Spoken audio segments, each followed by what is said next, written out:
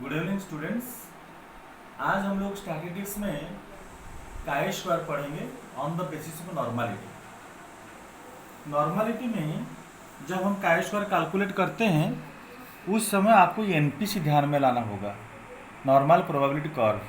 और normal probability curve हम पिछले वीडियो में अपलोड कर दिए थे, जो लोग देखे होंगे वो ज़रूर समझ पाएंगे। अगर कोई नहीं देखा है तो मैं आज कोशिश करता हूँ कि आप लोगों को पूरा समझा दूँ कि नॉर्मालिटी के आधार पर हम कैसे काई स्क्वायर गणना करेंगे।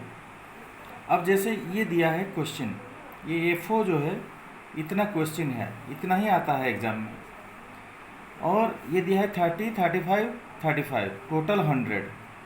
ये एफ ओ है, मतलब ऑब्जर्व फ्रिक्वेंसी। आपको निकालना है एफ ई।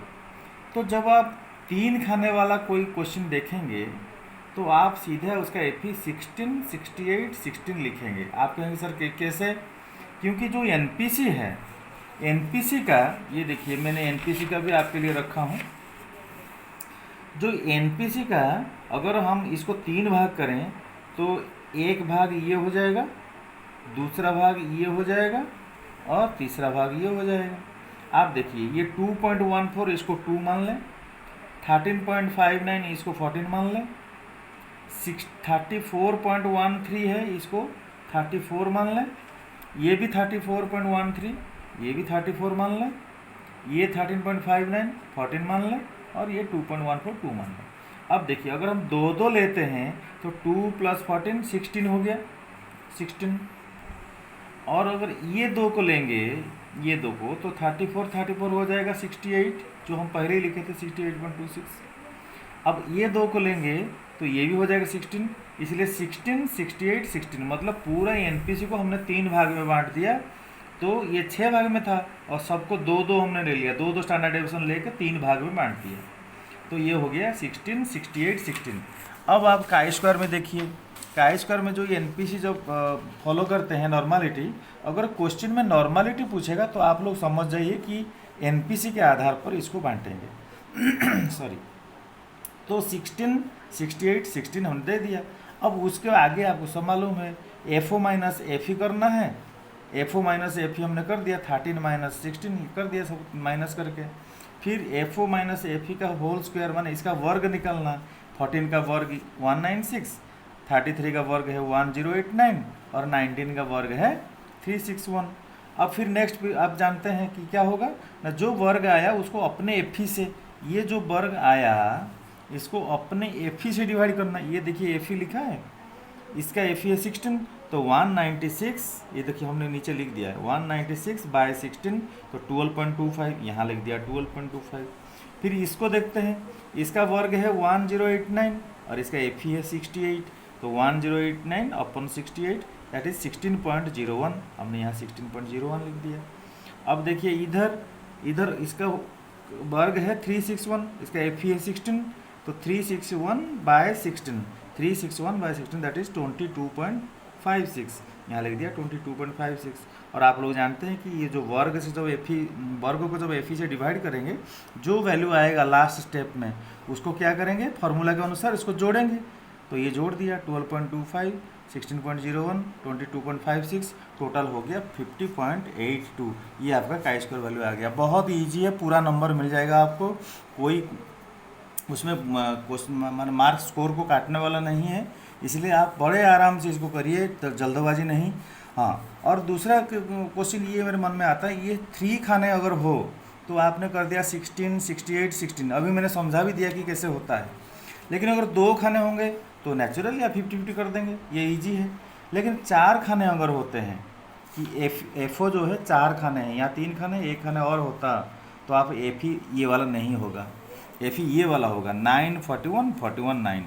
जो नहीं समझ पा रहे हैं ये आप रट लीजिए कि एनपीसी के आधार पर होगा, नॉर्मालिटी के आधार पर काई स्क्वायर काउंट करना है। 4 खाना अगर एफ ओ आता है तो एफ ई में आपको 9, 41, 41, 9 लिखना पड़ेगा। अगर 6 खाने आते हैं तो 2, 14, 34, ये जो मैंने अभी बताया था 2, 14, 34, 34, 14, 2। ये देखिए अगर 6 खाने हो तो 2, 14, 34, 34, 14, 2। ये तो आपको याद हो जाएगा, ये भी याद हो गया होगा। लेकिन ये जो 4 खाने वाला है ये जो है पूरा 6 स्टैंडर्ड डिविएशन को 4 से 4 खाने से डिवाइड करेंगे तो 1.5 स्टैंडर्ड डिविएशन। और 1.5 मतलब ये पूरा लिया, इसका आधा लिया, इसका आधा, इसका पूरा, फिर इसका पूरा, इसका आधा, फिर इसका आधा, इसका पूरा। ये आप नहीं समझ पाएंगे क्योंकि थोड़ा सा कैलकुलेशन में ज़्यादा टाइम भी लगता है, इसलिए आप खाली बस आराम से आंखें बंद करके बिल्कुल मेरी बात समझ लीजिए और 9, 41, 41, 9 ऐसे ही कर दीजिए। अगर 100 हो, ये ध्यान रखिएगा, अगर 100 हो तो ये होगा 3 खाने के लिए, ये होगा 2 खाने के लिए, ये होगा 4 खाने के लिए और ये होगा 6 खाने के लिए। अगर ये 50 हो, FO अगर 50 होता, 10, 30, 10 ऐसे होता तो टोटल 50 होता। तो आपको यहाँ 16 की जगह लिखेंगे आधा 8, 68 के आधा 34 और 16 का आधा 8, 34, 8 लिखना होगा, क्योंकि अगर 100 का 50 हो गया, अगर 100 का 2 हो गया तो इसका भी आप 2 दुगुना कर दीजिए। सिमिलरली यहाँ पर भी अगर 100 के लिए तो ये 9 है, 41 है, 41 9 है। अगर 50 होगा तो इसको आधा 4.5, इसका आधा 20.5, इसका आधा भी 20.5, इसका आधा भी 4.5। तो आप समझ लीजिए अगर ये टोटल जो है अगर 100 हो तो ये वैल्यू रहेंगे 3 खाने के लिए, ये 2 खाने के लिए, 4 खाने के लिए, 6 खाने के लिए। लेकिन अगर ये 100 हो, दोगुना हो जाए, 200 हो, 300 हो तो आप 100 के हिसाब से देखेंगे तो ये होगा, 200 होगा तो 2 गुना हो जाएगा, ये सब ये सारे हो जाएंगे 2 गुने। और 300 होगा अगर टोटल तो ये 3 गुना हो जाएगा। 50 हो जाएगा तो आधा आधा हो जाएगा।